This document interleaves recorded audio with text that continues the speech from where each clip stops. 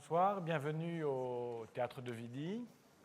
On va rentrer dans ce nouveau voyage que je vous propose pour la saison prochaine. Vous avez le nouveau magazine en main qu'on a intitulé « Jouer et penser » en italien, en allemand, en français et en anglais. Cette nouvelle saison, j'ai pris le temps pour la composer. J'ai beaucoup, comme je vous disais tout à l'heure, écouté, regardé, observé ce qui se passait dans les premiers mois pour mieux comprendre le théâtre, pour mieux comprendre comment les œuvres étaient perçues, avant de voir là où on avait les fragilités, là où ça fonctionnait bien, pour réfléchir comment améliorer la vie du théâtre pour la saison prochaine. Je me suis nourri aussi beaucoup de l'histoire du théâtre de Vidy. Il y a un an, quand on se voyait pour la présentation de saison, il y avait dans le foyer une exposition sur la naissance du théâtre. Puis il y a eu ce très beau livre de René de Sande, que je salue, qui nous a raconté, dans son livre intitulé « Vidy, un théâtre au présent », qui a raconté ces 50 années assez extraordinaires du théâtre de Vidy, qui peut-être m'ont fait mieux comprendre la force de ce théâtre et l'héritage qui me porte aujourd'hui, grâce à l'engagement et au travail de mes prédécesseurs, de Charles Apotello à René Gonzalez. Et ça aussi, je crois que c'est important quand on vit dans un théâtre de s'appuyer sur son histoire. Et on voit bien que dès l'origine, c'est un théâtre de création, et ce double pari du risque de la création, partagé entre artistes et spectateurs, est à l'œuvre dès les premières années du théâtre de Vidy. Enfin, on a réfléchi à ce qui se passe dans le monde, aux questions qui traversent notre époque, et essayer de les faire résonner dans le théâtre avec les artistes que l'on invite et avec les réflexions qui accompagnent les artistes et les spectacles que l'on propose. Il me semble que la question peut-être la plus brûlante aujourd'hui, c'est la question du rapport à l'autre, du rapport à la différence, du rapport à l'étranger, à ce qui nous rassemble, à ce qui nous aide à vivre ensemble, malgré nos différences culturelles, générationnelles, religieuses. Et je crois que c'est un des grands enjeux de la société aujourd'hui, ici en Suisse, comme en Europe, comme dans le monde entier, et de façon assez violente parfois, comme on le voit en ce moment. Cette question, je crois il y a un enjeu que le théâtre s'en empare, parce que le théâtre lui-même, par sa forme, cette forme archaïque qui existe depuis 25 siècles, qui rassemble une petite communauté humaine dans le public face à une petite communauté sur le plateau, un public ensemble qui regarde une œuvre dans le temps de la représentation, une œuvre singulière, une œuvre étrange, cette sensation dans le temps de la représentation de passer dans un autre monde, dans un autre temps. Je crois que c'est l'enjeu de ce rapport à l'autre, la différence, il est au cœur du théâtre. D'autant plus que le théâtre est un art artisanal, qu'il est depuis son origine. Il n'y a pas de copie, ce n'est pas une industrie. Il se fabrique à chaque fois dans un endroit où les artistes sont nourris par une histoire, par une culture. On ne fait pas du théâtre à Zurich comme on en fait ici, on n'en fait pas en France comme on en fait en Allemagne, comme on en fait en Italie, comme on en fait en Angleterre, et qu'il y a aussi là un enjeu à rencontrer l'autre par ses différences culturelles. Et le théâtre est un art qui porte peut-être plus que les autres, en tout cas de façon très intense, ce rapport à la différence. Et chaque représentation, pour moi, est un voyage vers cette différence. Et notamment, donc c'est ça qui m'a... Une question qui, dans les expériences de cette année, qui m'a fait sourire et qui m'a interrogé, sur laquelle j'ai pas mal réfléchi, c'est quand, comme un clin d'œil à l'histoire du théâtre de Vidy, on a baptisé notre nouveau foyer du nom de Cantine. Et j'ai mis un K à Cantine, comme un petit clin d'œil à Max Bill, à Matthias Langhoff, et surtout, pour moi, à cette richesse qu'il y a en Suisse du multilinguisme, de cette capacité à vivre ensemble, même si on parle plusieurs langues. Et il y a eu quelques réactions dans certains journaux qui vivaient ça plutôt comme une agression de la langue allemande, qui rappelait une certaine oppression de la Suisse alémanique, notamment de Berne sur Lausanne. Et ça m'a interloqué parce que je me suis dit, tiens, c'est mon manque de culture helvétique qui m'a fait tromper sur ce qui me semblait l'enjeu de ce petit clin d'œil. Et je me suis dit qu'il y avait quelque chose dans la langue et dans les langages qui était intéressant, et c'est pour ça que dans les fils qui vont construire la prochaine saison, j'ai voulu tisser des liens entre la langue italienne, la langue allemande, la langue française et la langue anglaise, 4 langues qu'on entend beaucoup en Suisse quand on vit, quand on travaille ici en Suisse. Et c'est pour ça, je ne sais pas si vous l'avez remarqué, que nous avons baptisé la cantine, rebaptisé la cantine, la cantina. Donc un A a été ajouté ce matin sur le nom. Alors la cantina, il y a le français, il y a l'allemand avec le K, il y a l'italien et le romanche avec le A final. Et je crois que voilà, tout le monde est content et c'est peut-être cet hymne au multilinguisme que l'on va célébrer à la cantina. On aura 27 occasions dans la première partie de la saison pour se retrouver dans la cantina. 27 spectacles proposés par 21 équipes artistiques. Donc, pas mal d'équipes artistiques vont proposer plusieurs spectacles. L'idée aussi de travailler sur les parcours possibles grâce à l'architecture du théâtre. 27 spectacles sur la cinquantaine que va compter la prochaine saison. On va l'ouvrir, cette prochaine saison, par une grande fête à la campagne, partagée avec le Théâtre du Jorat, et je salue Michel Caspary. Ça faisait plusieurs mois qu'on avait envie de travailler ensemble et de réfléchir quel projet on pouvait faire ensemble. Et puis on a à l'idée d'inviter un grand chorégraphe européen, Alain Platel. Voilà, c'était une bonne idée pour se retrouver.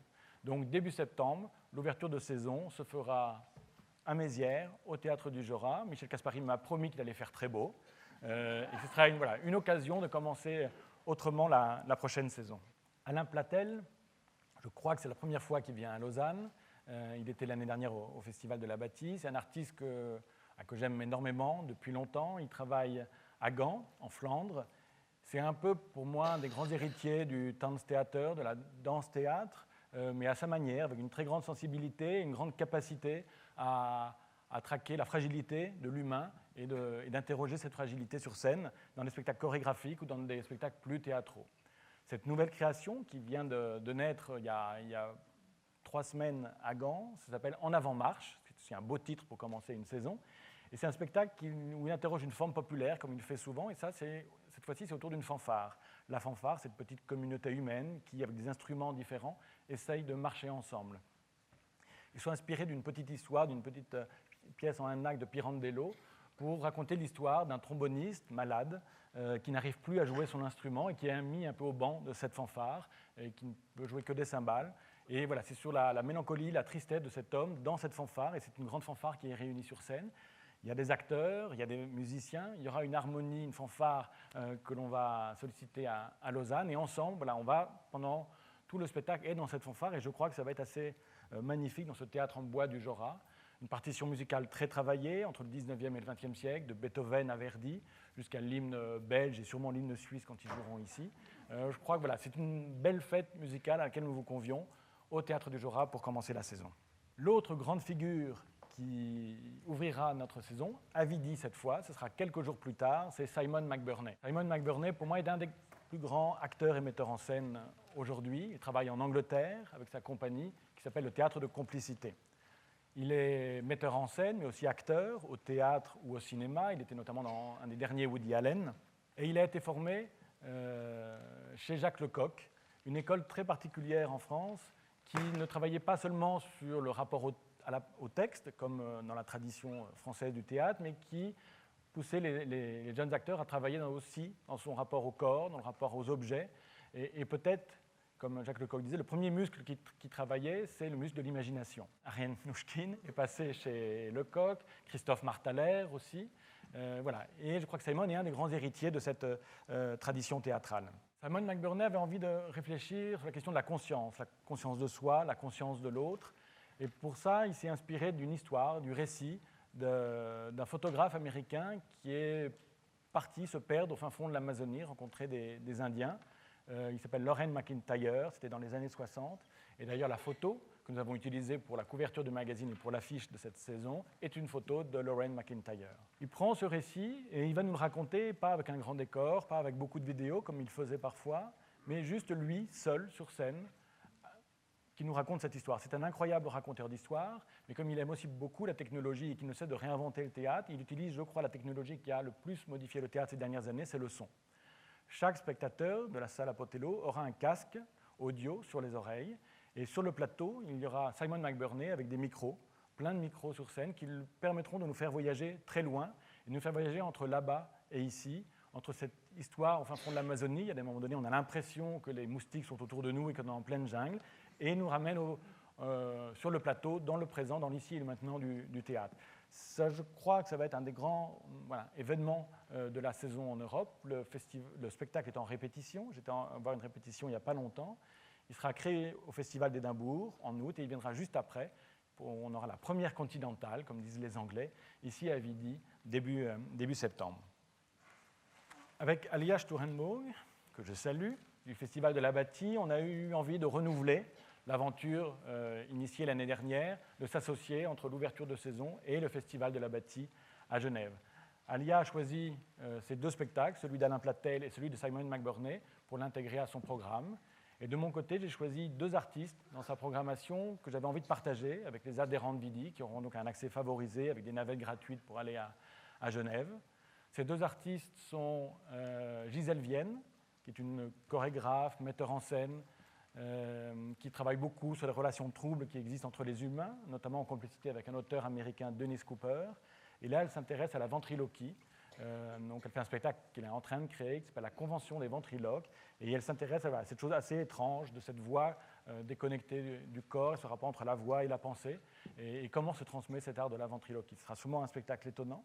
Et ce sera donc au Festival de la Bâtie. Je me permets de dévoiler deux spectacles du festival alors que la programmation n'est pas encore dévoilée. Et l'autre spectacle à lequel j'avais envie de convier les adhérents du théâtre de Vidi, c'est la nouvelle création d'Angelica Lidl. Donc vous commencez à bien la connaître, parce qu'elle a fait deux spectacles cette année dans le cadre de programmes communs. Et là, c'est une nouvelle création qui s'appelle Este breve tragedia de la carne. Elle m'a dit, Angelica, que ce spectacle allait être expérimental pour une fois. Donc par rapport à ce qu'elle a fait ici, je ne sais pas ce que ça veut dire, mais je pense que ça fera sûrement une certaine aventure. Et qu'elle s'est inspirée aussi de Emily Dickinson. Donc ce sera à découvrir aussi en septembre à la Bâtie. Et pour profiter aussi de la dynamique culturelle de la rentrée à Lausanne, on s'est associé avec le festival Bédéphile. L'artiste principal sera l'auteur Blutch, un des grands auteurs de bande dessinée français, et on va lui confier le foyer de la cantina comme une page blanche sur laquelle il va pouvoir s'exprimer pour l'ouverture de saison. Au début de la saison, dans la salle René Gonzalez, en même temps que le spectacle Simon McBurney ici, on va inviter un jeune metteur en scène qui travaille ici en Suisse, entre Genève et Neuchâtel, c'est Karim Belkacem. J'ai envie que la saison de Vidi ouvre ses portes au grand nom de la scène suisse et internationale, mais aussi aux jeunes artistes qu'on va essayer d'accompagner dans la durée, dans le temps, en mettant à leur service l'expérience, le savoir-faire de toutes les équipes de Vidi. Karim Belkacem a étudié à la Manufacture, mais aussi à la ED, à Genève, à l'École des Beaux-Arts de Genève, et il travaille sur un dispositif scénique assez original de faire du théâtre dans une boîte. Donc il a dessiné une boîte de 7 mètres par 7 mètres. Tout autour de la boîte, il y a des fenêtres. Les spectateurs sont autour de la boîte, regardent le spectacle à travers les fenêtres, avec également un casque sur les oreilles. Et les acteurs sont à l'intérieur de la boîte. Sur ce projet, il travaille déjà depuis 2-3 ans. Il a fait une première étape de travail avec la création d'un spectacle Gulliver, d'après Jonathan Swift. Il a monté aussi une pièce de Sarah Kane, Blasted, et il est en préparation pour la saison à venir d'un autre spectacle, sûrement à Shakespeare.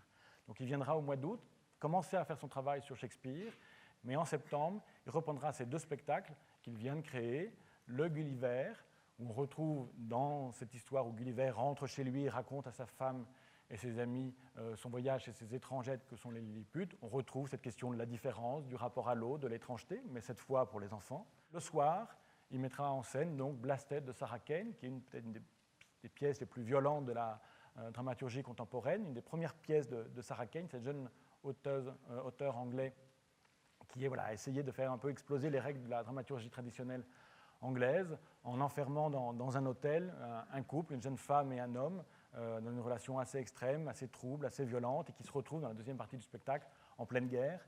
Sarah Kane a écrit cette pièce pendant la guerre de Bosnie. Donc voilà, un voyage entre ces deux spectacles et dans un dispositif scénique qui rappelle un petit peu le rapport au cinéma, en tout cas le rapport de voyeur qu'a le spectateur par rapport aux acteurs, et cette petite boîte qui nous permet d'entrer dans une intimité avec les acteurs qu'on n'a pas habituellement dans un rapport traditionnel scène-salle. La guerre en Bosnie et la guerre en Europe, c'est le sujet du spectacle de Milo Rao, qui pour moi est un des grands artistes suisses aujourd'hui. Suisse-allemand, il travaille entre la Suisse et l'Allemagne, et il fait une recherche très singulière d'un théâtre documentaire différent des Rimini Protocol que j'avais invité la saison dernière. Et après avoir beaucoup travaillé sur la docu-fiction au théâtre, là il travaille sur un théâtre documentaire de témoignages mais avec des acteurs. Il fait une trilogie autour de l'Europe, et là c'est le deuxième volet qu'on invite, qui s'appelle The Dark Ages, où il a travaillé sur comment l'Europe s'est construite sur les guerres, que ce soit les Seconde Guerre mondiale comme les guerres dans les Balkans plus récemment. Pour cela, il a invité des acteurs qui, dans leur vie, ont traversé ces guerres. Il y a un acteur allemand qui a plus de 70 ans, qui a été enfant à la fin de la guerre et qui a vu son père revenir de la guerre. Il y a une jeune artiste qui est serbe et qui a vécu la guerre des Balkans de l'ex-Yougoslavie à Belgrade. Il y a 2 acteurs bosniaques, dont un qui a survécu au camp. Et ces acteurs racontent leur histoire. Ce sont des récits mêlés entre leur enfance, leur famille, leur relation à leurs parents, aux guerres qu'ils ont traversées, pourquoi ils sont devenus artistes, au départ et à la mort de leurs parents. Donc il y a toute une traversée de leur vie qui nous fait réfléchir sur cet héritage lourd à porter, mais sur lequel on doit construire l'Europe d'aujourd'hui. Milorao, je crois, est un artiste qui s'exprime aussi au cinéma. Il y aura un dialogue avec la Cinémathèque et Frédéric Mer projettera plusieurs films de Milorao en même temps des représentations du spectacle qui sera joué en allemand, mais aussi en bosniaque, en serbe et en russe. Autre affrontement, mais la plus intime, plus personnelle, c'est le théâtre de Pascal Rambert. Pascal Rambert est un grand auteur et metteur en scène français qui développe un travail d'écriture très singulier. Alors, il y a un autre rendez-vous que je vous propose d'ici la fin de saison, dont je n'ai pas parlé. C'est la Manufacture qui va présenter le spectacle de sortie du bachelor théâtre des élèves acteurs avec un texte que Pascal Rambert a écrit pour eux et s'est mis en scène par Denis Maillefer et sera présenté du 2 au 6 juin ici à Vidy. En septembre, fin septembre, début octobre, Pascal Rambert vient avec 2 spectacles qui ont marqué le théâtre français ces dernières années. 2 spectacles construits un peu sur le même principe d'affrontement de monologues. Il réinvente la notion du dialogue théâtral en écrivant des monologues pour des acteurs qui vont s'affronter l'un l'autre. Le premier projet qu'il a écrit de cette manière, c'est Clôture de l'amour, où Stanislas Nordet dit pendant 45 minutes à l'actrice Audrey Bonnet pourquoi il la quitte, pourquoi il se sépare d'elle. Elle écoute pendant 45 minutes, et elle prend la parole, et pendant 45 minutes, elle lui répond avec beaucoup de force et d'énergie. Cet affrontement a été un choc à sa création en 2011. En France, depuis, le spectacle a été repris dans le monde entier. Pascal Rambert a remis en scène ce spectacle à Moscou, à New York, à Tokyo. C'est une réussite assez rare pour le théâtre contemporain. Et 2 ans après, il crée un nouveau spectacle sur le même principe. Là, on est sur une petite troupe de théâtre, un metteur en scène, un auteur, 2 actrices, et qui vont s'affronter sur le même principe de succession de monologues. On retrouve Audrey Bonnet et Stanislas Nordet. Stanislas Nordet qui est déjà un habitué de Vidy, parce qu'il est déjà venu plusieurs fois cette saison et la saison passée. Audrey Bonnet qui est une magnifique actrice, et Emmanuel Béard et Denis Podalides. Donc c'est un magnifique quatuor d'acteurs qui vont s'affronter par cette écriture si particulière de Pascal Rambert. Là, on sort de l'intimité du couple pour avoir une dimension qui concerne aussi l'art, le théâtre, le politique, le monde dans lequel nous vivons. Et voilà, c'est un double rendez-vous. Ce sera la première fois que les spectacles sont joués l'un après l'autre. Donc une première semaine, Clôture de l'amour, et la semaine suivante, répétition. Et au milieu, Denis Podalides fera une lecture d'un texte de Pascal Rambert, Avignon à vie, qui est une grande déclaration non seulement au Festival d'Avignon où Pascal Rambert a grandi, mais aussi au théâtre tout simplement. Une autre jeune artiste que j'ai voulu accompagner sur plusieurs années, c'est Magali Tossato. C'est une jeune metteur en scène de 27 ans, de Lausanne, que l'équipe de Vidy m'a fait rencontrer quand je suis arrivé. Et j'ai été voir son spectacle de fin d'études à la Ernst Buchschule de Berlin, qui est une des plus grandes écoles de théâtre en Europe, qu'a fait notamment Thomas Ostermayer et qui a longtemps dirigé Manfred Karge. Et j'étais assez impressionné par la force, la maturité de cette jeune metteur en scène. Et donc on lui a proposé un peu un compagnonnage avec le théâtre de Vidy. Elle va faire des assistanats à la mise en scène. Et elle va répéter tout le mois au mois d'août et début septembre dans la salle de la Passerelle une création pour la rentrée qu'elle a appelée Homme-Med, qui est une écriture de plateau, comme on dit, où elle s'intéresse sur la question sur la figure du dandy, comme un peu symptomatique de la société dans laquelle on vit, de cette personne qui veut la réussite, qui veut jouer avec les codes sociaux pour mieux les transgresser, avec un certain cynisme, qui a une forte individualisme aussi, et qui... elle essaie de traquer cette figure-là en la reliant sur qu'est-ce qui nous fait devenir comme cela, dans le rapport à la transmission entre les parents et les enfants, et en particulier dans le rapport aux mères. Donc elle s'est inspirée de plusieurs livres, dont Mars, de Fritz Horn, mais aussi de La promesse de l'aube, de Romain Gary. Elle s'entretient aussi avec sa propre mère, avec la mère des comédiens, des 2 acteurs qui vont travailler avec elle. Et voilà, c'est un projet qui va s'écrire au fur et à mesure des répétitions et qui sera une des jeunes artistes que je vous propose de découvrir la saison prochaine. Ce sera le 2e projet qu'elle fait avec nous, mais le premier, vous n'avez pas pu le voir, elle l'a fait pour les adolescents dans les gymnases, dans les collèges. C'est un Hamlet, une mise en scène d'Hamlet, qu'elle a intitulée Hamlet dans les écoles, qu'on a créé au mois de février, qui a eu un énorme succès dans les collèges de Suisse romande et qu'on va reprendre l'année prochaine, où elle arrivait auprès de ces jeunes qui ne vont pas forcément au théâtre, et qui n'ont pas forcément la sensation que le théâtre est un art contemporain, vivant, vibrant. Elle arrive en travaillant sur le texte de Shakespeare, mélangeant avec le texte d'Heiner Müller, à me remettre les enjeux du théâtre, de ce que permet cet art-là, de la liberté de cet art-là, et je crois que ça a été assez troublant pour beaucoup de ces jeunes, et c'est une façon pour nous importante d'ouvrir le théâtre à toutes les générations, et quand ceux qui n'ont pas encore l'habitude de venir au théâtre, peut-être d'aller vers eux dans les écoles.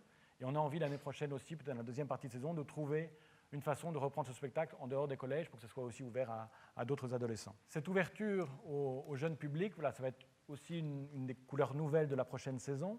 Je trouve que c'est important que les générations différentes se croisent. Et donc on va, comme on a commencé il n'y a pas longtemps à Vidi, j'ai proposé à des artistes qui rentraient déjà dans la famille de Vidi, avec des spectacles, de proposer des formes pour les enfants, pour le jeune public. On l'a fait avec Guillaume Béguin, qui avait fait 2 créations cet hiver à Vidi et qui est revenu au printemps avec le manuscrit des chiens qui était pour le jeune public.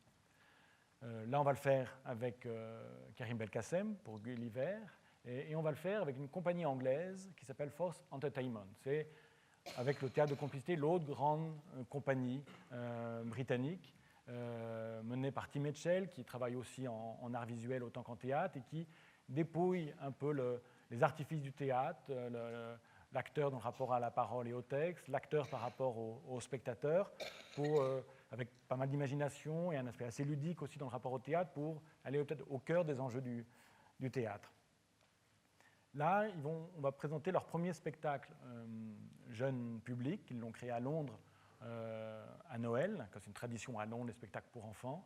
J'étais assez surpris on retrouvait tout leur univers, mais pour les enfants, avec cette histoire intitulée « La possible, impossible maison », l'histoire d'une petite fille qui tombe d'un livre et qui rentre dans une grande maison où elle rencontre 1001 personnages. Et tout d'un coup, ils déconstruisent la narration et avec toutes les invraisemblances qu'on peut avoir dans les rêves et quand on est assez libre avec la fiction et la narration. Et c'est une aventure à partager avec les enfants assez extraordinaire. Et donc, j'ai choisi qu'on recrée le spectacle ici, à Vidi, avec 2 acteurs de Lausanne. Donc, Force Entertainment va venir répéter avec ces acteurs ici. On va reprendre le spectacle et on partira en tournée après. Force Entertainment, on les retrouvera à la fin de la saison, un peu comme Lina Sané et Rabia Mroué, les 2 artistes libanais qui pendant 4 jours vont habiter Vidi. On fera la même chose avec Force Entertainment au mois de juin 2016. Une autre artiste va traverser la prochaine saison avec 3 rendez-vous, c'est Anne-Theresa de Kesmaker. Anne-Theresa de Kesmaker est pour moi une des grandes figures de la danse contemporaine qui, depuis 30 ans, ne cesse de chercher, de se mettre en danger, de chercher ce rapport entre la danse et la musique, entre le mouvement et la respiration, entre le mouvement, la danse et la marche, avec des expériences toujours renouvelées. C'est un parcours d'artiste très, très impressionnant. Elle a commencé en 78 à l'école Moudra avec Maurice Béjart quand il était encore à Bruxelles, puis elle est partie aux États-Unis et au début des années 80, elle a créé sa compagnie à Rosas, à Bruxelles. Dans son travail dans le lien avec la musique, on va faire avec elle un parcours en 3 étapes, avec 3 compositeurs du XXe siècle. On commencera avec Schoenberg, avec La Nuit transfigurée, cette musique très, très sensible, très romantique de Schoenberg, cette histoire tragique de cette femme qui dit à l'homme qu'elle aime que l'enfant qu'elle attend n'est pas de lui. Et à partir de cette musique, de cette histoire, elle avait fait un ballet il y a une vingtaine d'années pour son ensemble. Et elle a décidé de le recréer l'année dernière pour un duo d'acteurs. Donc c'est un duo très intense, en dialogue très étroit avec la musique. Et ce sera une première expérience avec Anne-Theresa pour ouvrir notre parcours. Le deuxième rendez-vous, ce sera en décembre avec Phase, qui est sa première pièce qu'elle a créée en 82, où en revenant des États-Unis, elle a voulu trouver une réponse chorégraphique à la musique répétitive de Steve Reich, et elle a créé un duo appelé Phase, qui a été un événement dans l'histoire de la danse, et qu'elle n'a cessé de jouer et reprendre depuis 1982. Elle reviendra le danser ici, et c'est assez exceptionnel, elle dansera elle-même avec une jeune danseuse, ce duo qu'elle a dansé il y a déjà plus de 30 ans. Donc voilà, je crois que c'est une chance pour les spectateurs de Vidi qu'elle soit là sur ce rendez-vous-là. Le troisième rendez-vous, ce sera au mois de juin. Ce sera Vortex Temporum. Et là, elle a travaillé en dialogue avec la musique de Gérard Griset, qui est un des compositeurs de musique contemporaine importants, qui sera joué par l'ensemble Ictus, c'est un des grands ensembles de musique qui travaille à Bruxelles. Et elle a fait un travail en dialogue entre les musiciens d'Ictus et ses danseurs. Chaque danseur correspond à un instrument, à un musicien, et musiciens et danseurs sont mêlés sur le plateau. C'est une façon très sensible, physique, d'aborder la musique contemporaine, et je crois que c'est une de ces grandes pièces de ces dernières années, et qui finira le parcours de cette première saison avec Anne-Theresa. Anne-Theresa s'intéresse beaucoup aussi à la transmission. Elle a créé son école à Bruxelles, Pars, qui est en lien, en partenariat avec le Bachelor Danse de la Manufacture à Lausanne. Et raison de plus pour qu'elle soit là avec nous toute la saison. Alors on va beaucoup dialoguer avec la musique la saison prochaine, c'était plutôt la littérature cette année, l'année prochaine c'est la musique. Un autre rapport entre le théâtre, la danse et la musique, c'est la comédie musicale. Il y en aura deux la saison prochaine. La première va être une des grandes productions de Vidi pour la rentrée. C'est un projet de Jan Duvendak, que je salue, et qui nous a proposé un projet intitulé Sound of Music. Jan Duvendak s'est posé la question: quoi créer comme art pendant la crise, quelle forme artistique on peut créer, comment parler du monde dans lequel nous vivons. Et il s'est rappelé qu'une forme artistique qui a grandi dans les moments difficiles était les comédies musicales, notamment dans les années 30 aux États-Unis. Donc il s'est dit, inventons une comédie musicale qui ne nous fasse pas oublier les problèmes du monde, mais qui ose les aborder. Pour cela, il a commandé un texte à Christophe Fiat, qui est un auteur de littérature, de poésie et de théâtre français, et qui a écrit des chansons traduites en anglais, qui seront chantées en anglais dans la comédie musicale. Il a commandé la musique à Andrea Serra, un musicien italien qui va composer des musiques inspirées des thèmes de comédie musicale.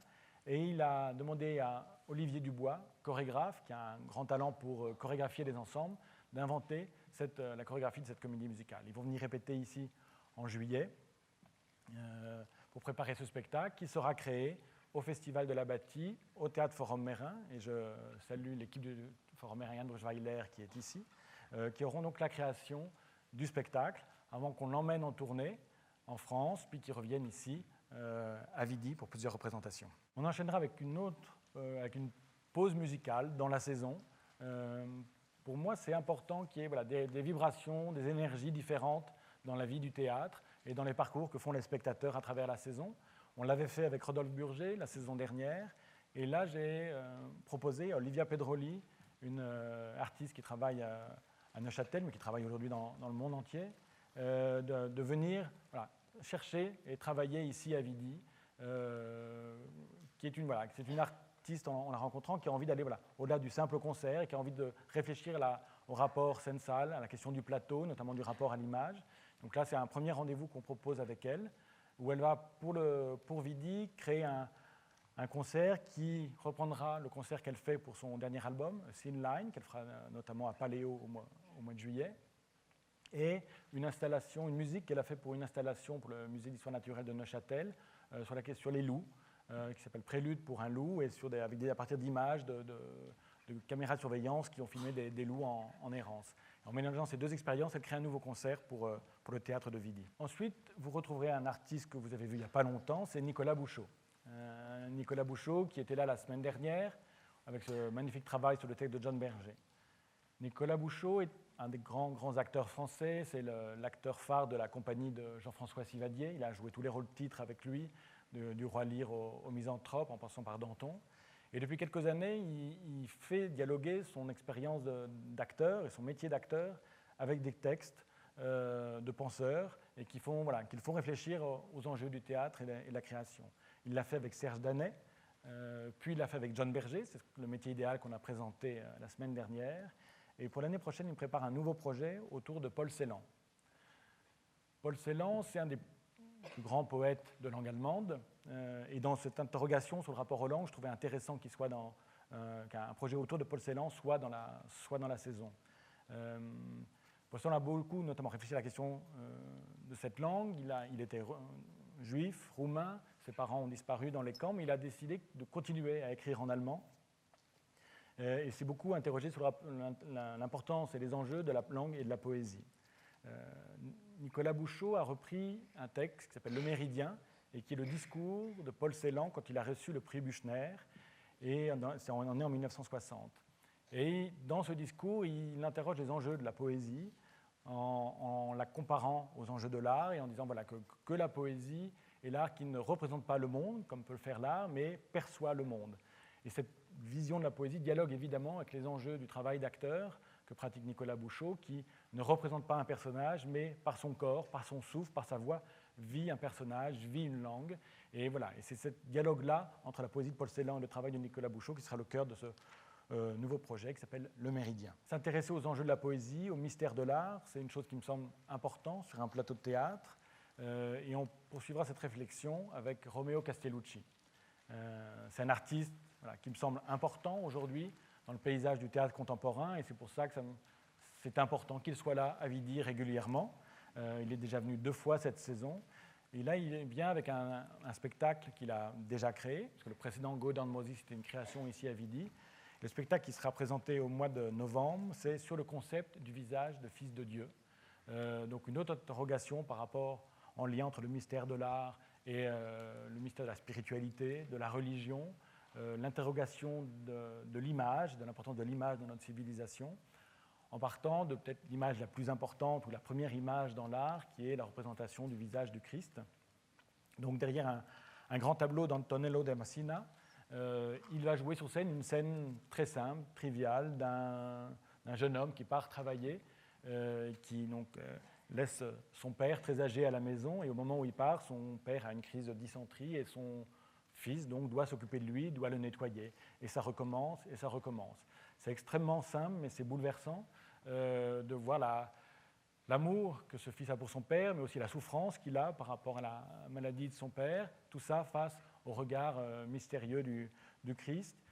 Comme souvent chez Romeo Castellucci, je crois qu'il va au cœur des enjeux du théâtre, c'est que ce soit d'abord, et c'est peut-être ça le propre du théâtre, d'être une expérience physique pour le spectateur, par ce rapport de vivant à vivant qu'on a entre le plateau et la salle, expérience physique qui devient une expérience poétique, voire métaphysique, avec les questions et les énigmes qu'il nous pose.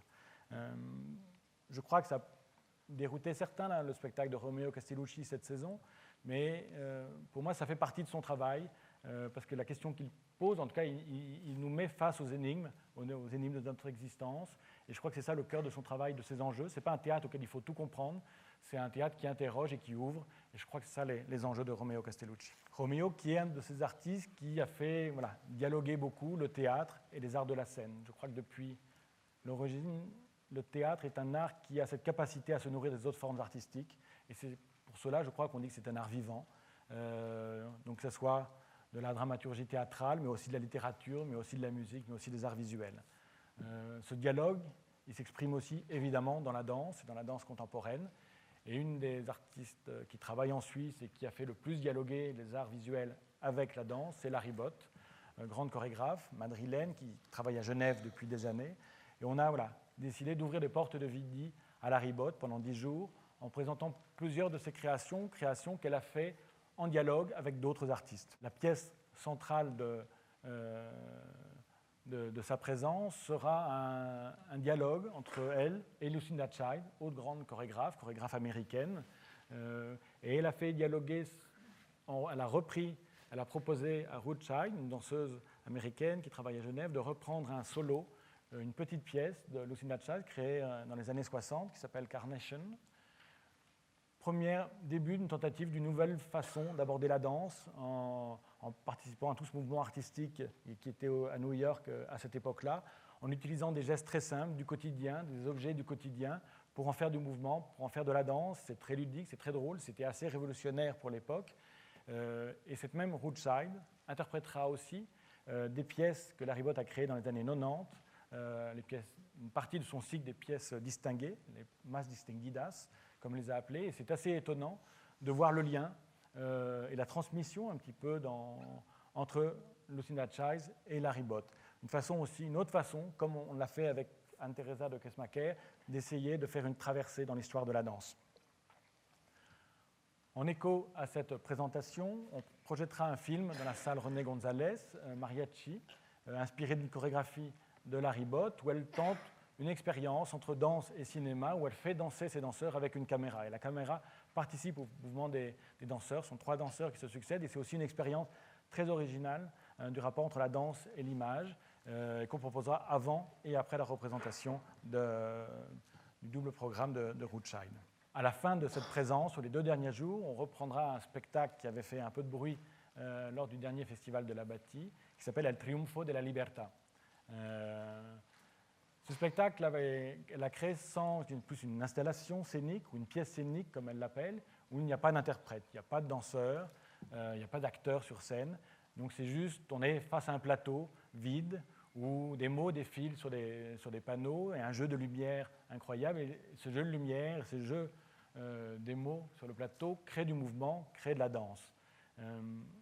Le débat qu'il y a eu pendant la bâtisse, c'était qu'il y a eu une grande frustration qu'il n'y ait pas de danseur, et c'est ça qui a créé un petit peu la polémique. Mais si on sait dès le départ qu'il n'y a pas de danseur, je pense qu'on peut regarder la pièce autrement et qu'elle mérite d'avoir un autre regard que les commentaires qui ont été faits, qu'on trouvait intéressant de la reprendre ici, et aussi d'encourager la recherche et le travail de Larry Bott. Ensuite, pour la première fois à Vidi, un metteur en scène allemand qui compte aujourd'hui Nicolas Stemann. C'est la même génération que Thomas Ostermayer, mais il est d'une autre manière héritier de la tradition d'un théâtre allemand très direct, très énergique, qui prend le plateau d'une tradition post-dramatique, comme on a dit, en tout cas qui a abandonné la notion du personnage. Pour moi, il est un peu entre le travail de Frank Karstoff, directeur de la Volksbühne, et le travail de Thomas Ostermayer. Il a beaucoup travaillé avec Elfriede Jelinek, auteure autrichienne, mais il a aussi beaucoup travaillé sur des textes classiques comme Goethe. Il avait monté il y a quelques années un très beau intégral du Faust de Goethe, dont la première partie a été jouée à la Comédie de Genève cette année. Et voilà, c'est un début d'un parcours. Avec lui, j'aime bien construire des parcours avec des artistes, les faire venir une fois avant peut-être de faire des projets plus importants. Et là, pour ce premier rendez-vous avec Vidi, je lui ai demandé de reprendre un spectacle qu'il a créé il y a une vingtaine d'années sur les souffrances du jeune Werther de Goethe. Il en a fait une adaptation très personnelle où, transformant ce roman épistolaire romantique de cet amour de Werther impossible et qui le conduit jusqu'au suicide qui marqua la fin du XVIIIe siècle en Europe, en tout cas comme acte artistique et littéraire.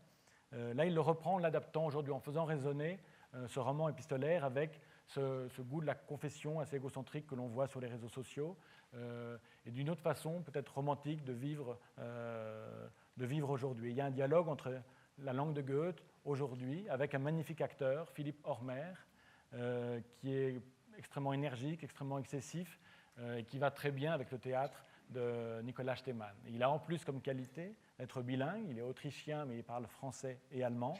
Donc une nouvelle fois, un jeu avec les langues, avec pour cette recréation un voyage entre le français et l'allemand de Goethe pendant le spectacle avec cet acteur pour ce Werther de Goethe qu'on présentera ici, qu'on créera ici, qu'on emmènera aussi en tournée par la suite. Donc ce sera un peu le début on aura commencé avec Milorao, puis l'interrogation de Paul Celan, puis Goethe, de ce fil allemand qu'on va suivre pendant la saison, qu'on retrouvera surtout dans la deuxième partie de saison, avec Thomas Ostermayer, Falk Richter et Tom Lutz, mais ça, on le verra tout à l'heure. Une des grandes rencontres, en tout cas que j'ai fait ces derniers mois, depuis que je suis ici, c'est le jeune photographe et plasticien Augustin Rebettet, que je salue, et merci d'être là.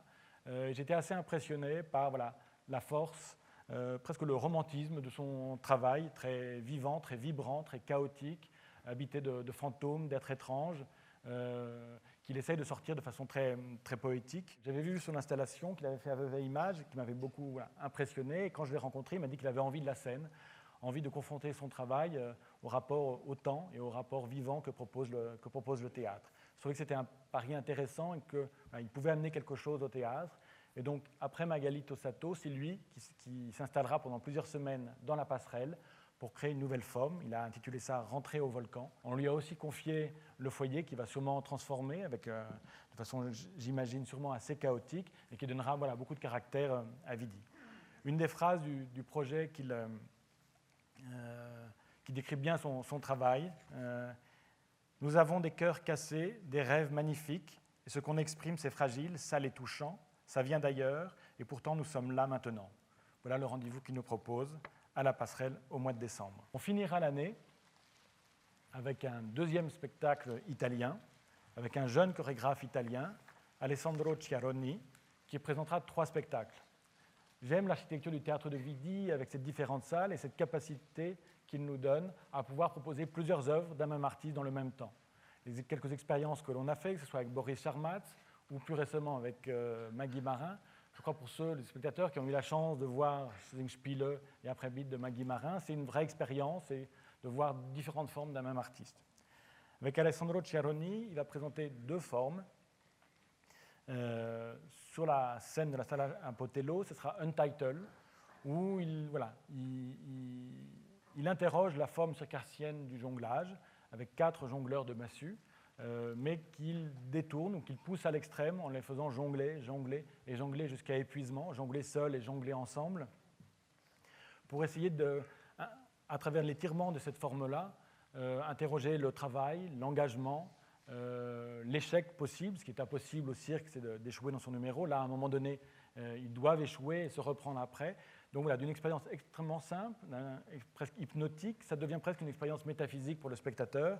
Et c'est vraiment une chose ouverte et intelligente à la fois à découvrir. Dans le même temps, dans la salle René González, il va jouer, pas avec le cirque, mais avec les nouveaux moyens de communication et les nouveaux logiciels d'image, avec un projet qui s'appelle Joseph, et qui aura 2 versions, une version pour adultes et une version pour enfants.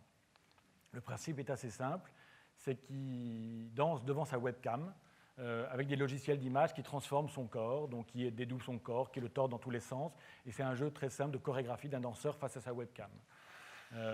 Pour les enfants, c'est assez génial, ils comprennent très bien tous les enjeux et c'est très ludique, donc c'est vraiment à partager avec les jeunes enfants.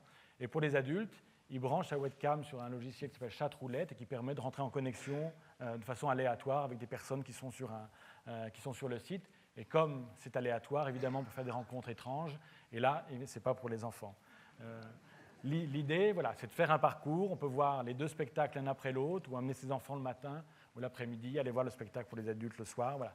C'est un parcours qu'on vous propose pour finir l'année juste avant les fêtes. Pendant les fêtes, un autre artiste italien sera ici dans les salles de Vidi pour répéter. C'est une des grandes figures du théâtre italien de ces dernières années, c'est Pippo Del Bono. Vous avez peut-être déjà vu, il est venu plusieurs fois à La Grange, je crois ici à Lausanne ces dernières années, avec des petites formes. Là, il vient créer un nouveau spectacle qui s'appelle Vangelo, ce qui veut dire évangile. Pippo Del Bono, il a travaillé avec Pina Bausch, il est acteur, danseur, poète, il est surtout extrêmement... un artiste écorché, un artiste très sensible, un artiste en colère, un artiste très vivant, qui fait un théâtre très étrange avec une troupe d'acteurs qui l'accompagnent depuis des années, souvent des marginaux, et notamment Bobo, qui est un homme handicapé, tout petit, microcéphale, qu'il a rencontré dans un hôpital psychiatrique et qu'il a emmené avec lui depuis des années et qui amène une poésie absolument étonnante sur le plateau. La mère de Pippo, avant qu'elle décède, qui était très importante pour lui, lui a demandé de faire un spectacle sur l'Évangile. Il a dit « Il faut, Pippo, que tu fasses un spectacle qui parle d'amour ». Alors voilà, cette année, il habite depuis pas mal d'années et dans tous ses voyages, il fait des images, il filme, il rencontre des gens habités par qu'est-ce qu'il peut faire autour de cette question de l'Évangile, en pensant à la fois à toutes les guerres, aux conquêtes, aux massacres qui ont été faits au nom de Dieu et de l'Évangile, mais aussi à toutes ces formes d'art et de beauté qui ont été créées au nom du sacré. En essayant d'arriver à concilier ces 2 réflexions qu'il avait autour de cette question-là, il va créer un nouveau spectacle qui fera une première version avec chœur et orchestre, ce sera à Zagreb, et il viendra ici, ensuite à Vidi, pour préparer une version en salle, tournable, qui partira après sur les routes. L'invitation de Pippo Del Bono, on va la faire en compagnonnage avec la Cinémathèque, avec Frédéric Maire, qui est aussi un passionné du travail de Pippo, comme moi. Et donc, il y aura une grande rétrospective de ses films, qui s'exprime depuis pas mal d'années aussi en tant qu'acteur et réalisateur au cinéma. Et donc il y aura une création ici et une grande rétrospective Pippo del Bono à la Cinémathèque de Lausanne. On continue ce parcours italien avec deux acteurs metteurs en scène, qui travaillent à Rome, Daria De Florian et Antonio Tagliarini. Deux acteurs qui font ce qu'on préfère un théâtre arte povera, très simple, très dépouillé, plateau nu, pas de décor, juste eux sur la scène, deux acteurs qui tentent d'essayer d'inventer, de faire du théâtre très simplement, en s'inspirant de textes qui nous parlent du monde d'aujourd'hui, qui parlent de la réalité sociale en Europe, et d'essayer de trouver, juste par leur corps et par leur voix, les formes pour transmettre ça aux spectateurs. Là, on va proposer un diptyque de spectacles assez courts, donc vous pouvez voir l'un, manger un risotto à la cantina, et ensuite voir l'autre. Et deux spectacles qui appartiennent à une trilogie qu'ils ont appelée L'Invisible, d'essayer de rendre visibles ceux qui ne sont plus visibles dans la société aujourd'hui. Le premier s'appelle Reality. Il est inspiré d'un texte de Mariusz Szygel, auteur polonais, dont je prononce sûrement très mal le nom, mais Vera Michalski-Hoffman pourra me corriger. Texte qui est édité aux éditions Noir sur Blanc, et qui raconte l'histoire d'une femme qui s'est mise à noter tout ce qu'elle faisait jour par jour dans sa vie. Le nombre de petits déjeuners, le nombre de coups de téléphone, le nombre de repas, et ça devient une liste interminable qui peut-être font ressentir, nous interroger en tout cas sur qu'est-ce qui reste quand la vie n'a plus de sens. Et juste ces deux acteurs arrivent à transmettre ça de façon assez incroyable sur la scène. Le deuxième spectacle s'intitule, ça je ne dirai pas en italien, « On s'en va pour ne pas vous donner plus de soucis ». C'est inspiré d'un texte qui s'appelle « Le justicier d'Athènes », d'un auteur Pedro Marcaris, où il raconte l'histoire, donc c'est un reportage littéraire, qui raconte l'histoire de 4 femmes dans une maison de retraite en Grèce ces dernières années qui ont décidé de se suicider parce que on leur disait qu'elles n'avaient plus de place dans la société, s'interroger quelle valeur a la vie quand on mène des plans d'austérité où la question sociale sont souvent mises de côté grâce à des politiques économiques. C'est une interrogation sur la valeur de la vie à travers le destin de ces femmes. C'est vraiment un travail à découvrir que ces deux acteurs italiens vont proposer ici à Vidi. On continue presque avec l'Italie, en tout cas par le nom, c'est Marco Berrettini, d'origine italienne mais qui a plutôt grandi en Allemagne, et que salue Marco d'être avec nous aussi ce soir, et qui va nous proposer la deuxième comédie musicale de la saison, en prolongement d'un très beau spectacle qu'il a créé qui s'appelle I Feel Too, une espèce de duo hypnotique entre lui et Marie-Caroline Nominal. Et c'était évident ça m'a donné envie évidemment de lui donner l'opportunité de venir ici à Vidi pour son nouveau projet intitulé I Feel 3, qui là est une comédie musicale avec 2 musiciens chanteurs et 4 danseurs. Il travaille sur cette idée d'un mouvement permanent, d'un flux, d'un mouvement continu qui ne s'arrête jamais, et en réfléchissant à une question sur comment s'engager aujourd'hui, quoi faire, est-ce qu'il faut plutôt se retirer ou s'engager pour s'exprimer par rapport au monde d'aujourd'hui. Il s'est inspiré, et est-ce qu'il faut s'engager pour la collectivité ou pour soi-même, en lisant beaucoup les textes, notamment d'une auteure américaine, Ayn Rand, qui a écrit beaucoup sur l'individualisme, sur le succès personnel, qui a beaucoup inspiré les néoconservateurs américains sur le mythe du succès personnel. Qu'est-ce que ça veut dire pour nous aujourd'hui ? Point de départ d'une réflexion qui sera transmise par la danse, la musique et les chansons de Marco Berrettini. C'est toujours un mystère de parler d'un spectacle de danse, surtout quand Marco est juste en face de moi, parce qu'il y a un point de départ qui est une réflexion, et après, c'est de la danse, c'est du mouvement, c'est autre chose. Mais c'est intéressant, en tout cas, sur les 2 comédies musicales, ce sont des comédies musicales qui ont le souci du monde, et c'est une chose peut-être qui traverse cette saison. Les artistes invités à Vidi ont la nécessité de prendre le plateau, ont la nécessité de profiter de la liberté qu'offre un plateau de théâtre pour parler du monde dans lequel nous vivons, pour nous faire réfléchir ou partager des réflexions et nous aider à réfléchir le monde dans lequel nous vivons. On reste, en tout cas, sur la question du mythe du succès personnel, avec un des plus grands exemples de ces dernières décennies, c'est Steve Jobs, avec un projet de Jean-François Perret. Jean-François Perret est une grande figure du théâtre français, qui a bientôt 70 ans et qui continue de chercher, d'interroger le théâtre, d'interroger le rapport entre l'art et le théâtre, à réfléchir aussi, comme je le disais, sur le monde d'aujourd'hui. Son spectacle précédent, il avait fait autour de l'auteur américain Thoreau et du livre Walden, L'homme des bois, cette figure qui se retirait du monde, qui se retirait de la société pour vivre dans une cabane proche de la nature. Et là, ce spectacle, il l'a fait avec un acteur belge qui s'appelle Jos Houben et qui joue autant en français qu'en anglais.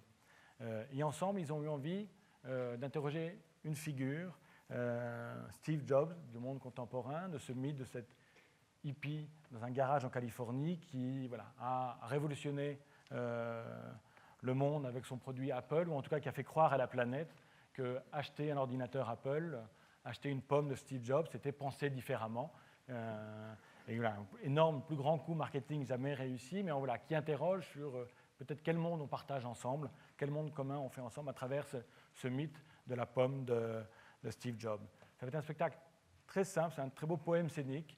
Ça commence comme où on est accueilli par Jos Houben, qui est un acteur formidable, qui a un rapport au public, qui a une capacité à faire rire le public aussi étonnante. Jos Houben est un complice de Simon McBurney, à l'origine du théâtre de complicité. Ils ont fait leur premier spectacle ensemble, passé par Jacques Lecoq aussi. Et ça commence où Jos Houben accueille le public comme le chœur d'un opéra qui est en train de se préparer autour de la vie de Steve Jobs. Et ça se transforme comme un poème sans parole, plein de magie et de mystère, refusant toute technologie. Une chose très simple, prenant à contre-pied peut-être la technologie de Steve Jobs. Et ça, ce sera au mois de janvier au chapiteau. Plusieurs événements vont venir aussi enrichir cette saison, et notamment en réfléchissant sur la question des langues et de ce rapport aux langues, comment elles peuvent dialoguer ensemble, séparées des frontières.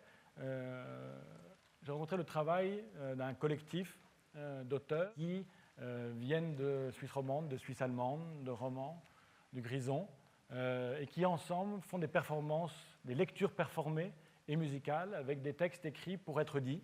Et c'est une grande lecture, une grande big band d'auteurs qu'on va convier sur la scène de Vidi. Il y aura Antoine Jacou, que je salue, Nicole Reva, Pedro Lenz et plein d'autres qui viendront faire, je pense, une fête aux langues et aux langues qu'on parle ici en Suisse à travers la littérature et la littérature parlée. Une autre personnalité va venir ponctuer régulièrement la saison, c'est Mathieu Jacquard. Mathieu Jacquard, que je salue aussi, est historien de l'art. Je l'ai rencontré quand il est venu nous aider à faire l'exposition sur la naissance du théâtre il y a 1 an. Et voilà, j'ai rencontré un historien qui a une capacité étonnante à mettre les choses en lien les unes avec les autres. Ce qui se passe au théâtre, comme ce qui se passe dans l'actualité politique, scientifique, artistique du pays, ce qui se passe aujourd'hui avec ce qui s'est passé dans l'histoire. Et voilà, cette façon d'aborder les choses, de remettre les choses en lien, était tellement fascinante que je lui ai proposé de venir faire ses conférences en public. Il a intitulé ses conférences des conférences inclusives et optimistes, et sous le titre « Nie wieder Krieg », plus jamais la guerre, qui est un slogan pacifiste de l'entre-deux-guerres. Le premier rendez-vous aura lieu juste après The Dark Age, le spectacle sur les guerres en Europe de Milo Rao. Un deuxième rendez-vous aura lieu en novembre, et il viendra comme ça, de façon régulière, mettre les choses en cohérence, en lien et en résonance. Alors, c'est une tradition de Vidi de présenter la saison en 2 parties. La collection automne-hiver et la collection printemps-été. Mais évidemment, voilà, beaucoup de la collection printemps-été est déjà préparée, est déjà presque décidée. Donc j'avais aussi, pour vous mettre en appétit, vous annoncer quelques rendez-vous de la deuxième partie de saison. Comme je vous l'ai dit tout à l'heure, je crois que l'expérience de programme commun, de se mettre ensemble à plusieurs acteurs culturels de Lausanne pour faire un événement qui célèbre le théâtre et la danse contemporaine, nous a donné envie de recommencer. Donc, avec Sandrine Kuster, on a décidé de faire une 2e édition de programme commun, et ça aura lieu du 10 au 20 mars. Comme c'est un moment de grande visibilité pour montrer ce qui se passe à Vidi, c'est un moment aussi où on va concentrer pas mal de nos créations, et notamment celle qui va être peut-être la grande création de la saison prochaine, la grande production du théâtre de Vidi. C'est La Mouette de Tchekhov, mise en scène par Thomas Ostermayer, avec des acteurs francophones. C'est une double histoire de fidélité. Fidélité avec D'abord, une aventure initiée par René González de proposer à Thomas Ostermayer de mettre en scène son premier spectacle avec des acteurs francophones. C'était Les Revenants d'Ibsen, avec notamment Valérie Dréville, qui a été créé ici il y a 3 ans et qui après est parti sur les routes en tournée. L'expérience a été tellement forte entre Thomas Ostermayer et les acteurs qu'à la fin de la tournée, Thomas leur a proposé de recommencer, de faire un nouveau projet. Quand je suis arrivé, moi aussi, j'avais une grande histoire avec Thomas depuis Avignon, mais aussi avec Valérie Dréville, mais aussi avec Olivier Cadiot, qui avait fait la traduction en français des Revenants. Et ensemble, ils ont décidé de renouveler cette aventure pour La Mouette, qu'il va créer donc ici. Il viendra répéter au mois d'août, et puis répéter en janvier et février, et ça partira sur les routes. Donc Valérie Dréville jouera Arcadina, Mélodie Richard jouera Nina, et voilà, on retrouve tous ces acteurs pour ce deuxième opus de Thomas ici à Vidi. Autre retour, celui de Séverine Chavrier, cette jeune musicienne et metteur en scène qui travaille en Suisse et en France, qui avait créé un travail sur Faulkner en début de saison. Pendant qu'elle répétait Faulkner, elle travaillait aussi le matin en cachette Thomas Bernhardt avec ses acteurs. Et à un moment donné, je lui ai dit de choisir, et qu'il fallait faire Faulkner, c'est ce sur quoi elle s'était engagée, mais qu'on ferait le Thomas Bernhardt plus tard, et c'est ce qu'on va faire la saison prochaine. Elle a répété ici l'année dernière son Faulkner. Le spectacle était assez fragile sur les premières représentations, mais elle a travaillé au fur et à mesure des représentations. Elle a changé son spectacle, elle a répété avant leur reprise à Paris, et quand elle a repris à Paris, ça a été un énorme succès. Le Théâtre de l'Odéon a décidé de reprendre le spectacle l'année prochaine et de nous accompagner avec sa nouvelle création autour de Thomas Bernhardt. Donc, la prochaine création de Séverine Chavrier, qui s'intitulera « Nous sommes repus, mais pas repentis », d'après Thomas Bernhardt et notamment d'après Le Déjeuner chez Wittgenstein, sera créée au mois de mars, repris à l'Odéon, tout comme La Mouette. Au mois de mai 2016, les 2 salles du Théâtre de l'Odéon à Paris seront des productions du Théâtre de Vidi. Troisième création pour programme commun, c'est un nouveau projet de Marielle Pinsard, une grande figure du Théâtre de Lausanne, qui continue à dialoguer avec l'Afrique, avec un nouveau projet intitulé « On va tout dalasser Pamela », sur interroger la culture africaine et notamment la drague à l'africaine. Autre artiste que vous avez découvert cette année et qui revient l'année prochaine, c'est Tom Lutz, un des artistes majeurs de la scène suisse alémanique et qu'on a décidé d'accompagner. On va faire tourner le spectacle When I Die qu'on a présenté pendant le programme commun. Et là, on s'est engagé sur la nouvelle création de Tom Lutz en partenariat avec des théâtres avec lesquels on travaille en Suisse alémanique, la Gessner Halle de Zurich et la Caserne de Bâle. Comme je vous le disais tout à l'heure, on va prolonger le fil germanophone, on pourrait dire presque le film aussi, avec le projet de Falk Richter. Falk Richter en tandem avec Stanislas Nordet, comme pour My Secret Garden, qu'on avait présenté il y a juste 1 an ici à Vidi, sont partis sur un nouveau projet autour de Fassbinder. Falk Richter écrit « Je suis Fassbinder », un texte où il évoque comment cet artiste transgressif, si important en Allemagne, a bouleversé son projet artistique. Il l'a fait grandir dans son projet artistique quand il était adolescent. Et donc c'est un texte autour de Fassbinder qui vont monter ensemble. On retrouvera Heiner Goebbels, qui a marqué l'histoire de Vidi avec ses créations. On continue de tourner les spectacles de Heiner. Et là, ça va être la fin de l'aventure de Erhard Jarijaka, qu'il a créé il y a 10 ans ici. Et voilà, pour finir cette belle aventure, on avait envie de le reprendre ici et de retrouver André Wim dans ce magnifique spectacle de Goebbels. Une nouvelle à Vidi, Marie-Caroline Nominal, une danseuse et chorégraphe qui travaille à Genève et qui fera une nouvelle création autour des taxi dancers aux États-Unis pour le mois d'avril. Vous retrouverez Arthur Nosiciel, ça c'est pas dans le programme, ça s'est confirmé très récemment.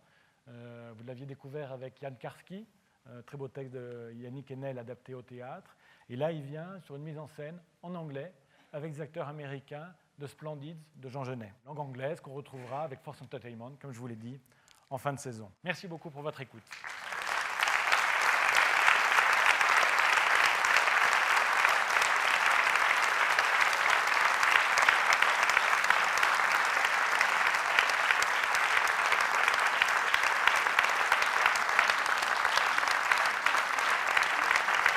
Merci.